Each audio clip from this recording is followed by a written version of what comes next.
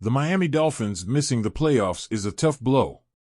It's not just disappointing, it's frustrating, and it raises so many questions about what went wrong. For a team that had such high hopes and moments of brilliance, not making it to the postseason feels like a massive failure. There isn't one single reason for this outcome. Instead, it's a combination of factors, and every piece matters when trying to figure out how it all fell apart. First and foremost, losing Tua Tagovailoa was a turning point. He wasn't just a quarterback, he was the driving force behind the offense. Without him, the Dolphins were completely different, less efficient, less confident, and far less effective. When Tua was sidelined after another concussion, the backup situation became a glaring issue. Relying on Skylar Thompson wasn't the plan anyone wanted to see, but it's what the team had to deal with. Decisions made earlier in the year left Miami without a solid safety net at quarterback, and when the time came to lean on backups like Thompson, Tim Boyle, or Tyler Huntley, it became painfully clear how unprepared the Dolphins were. The numbers tell part of the story. Without Tua, the Dolphins averaged just 10 points per game. 10. That's a stat that no team can overcome, no matter how good the defense is or how many stars are on the roster. Even teams with average backup quarterbacks find ways to produce more than that. The Dolphins went 1-3 in Tua's absence, and truthfully, it could have been even worse. A questionable call against New England saved them from going winless during that stretch. With even slightly better quarterback play, they might have gone 3-1, but the reality is, they didn't. Beyond the quarterback struggles, the team itself failed to rise to the occasion when Tua wasn't on the field. It wasn't just about the backup quarterbacks underperforming, the rest of the roster didn't step up. Players who were expected to lead the offense faltered at key moments. Tyreek Hill's drop against Tennessee wasn't just a drop, it became a turnover when he didn't go after the loose ball, a mistake that set the tone for the game. Running backs like Raheem Mostert and Alec Ingold fumbled in critical moments, and those turnovers became costly in close games. Penalties piled up in crucial situations, making life even harder for the team.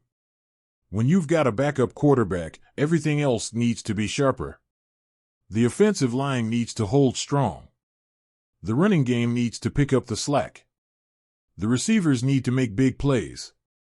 But instead of rallying together, the Dolphins made things harder on themselves.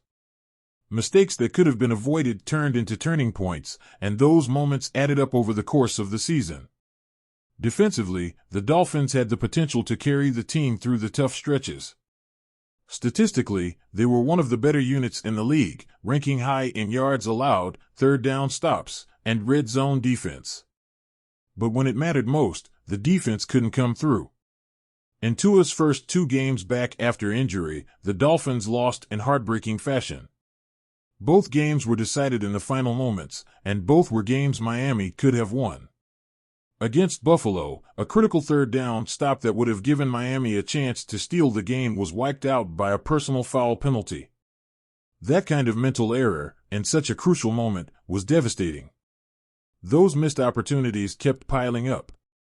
When Miami needed its defense to close the door, it just couldn't get the job done. Whether it was late-game collapses or failing to capitalize on momentum, the defense, for all its strengths, had its share of breakdowns. And in this league, it only takes a handful of those moments to define a season. Offensively, short-yardage situations became a nightmare. The Dolphins struggled all year to convert 3rd and 1 and 4th and 1 plays, turning what should be manageable situations into insurmountable obstacles. Time after time, they came up short in moments where they needed just 1 yard to keep a drive alive or score a touchdown. Against Green Bay on Thanksgiving, they had 2nd and goal from the 1-yard line and failed to score. A stuffed run, an incomplete pass, and a sack turned a golden opportunity into a momentum-killing failure. Plays like that defined the season and highlighted a recurring problem. Without the ability to win those tough, physical battles, the Dolphins found themselves stuck. All of this points to a bigger issue. The Dolphins' record reflects exactly who they were this season, an inconsistent, middle-of-the-road team. At 8-9, it's hard to argue they were anything more than mediocre.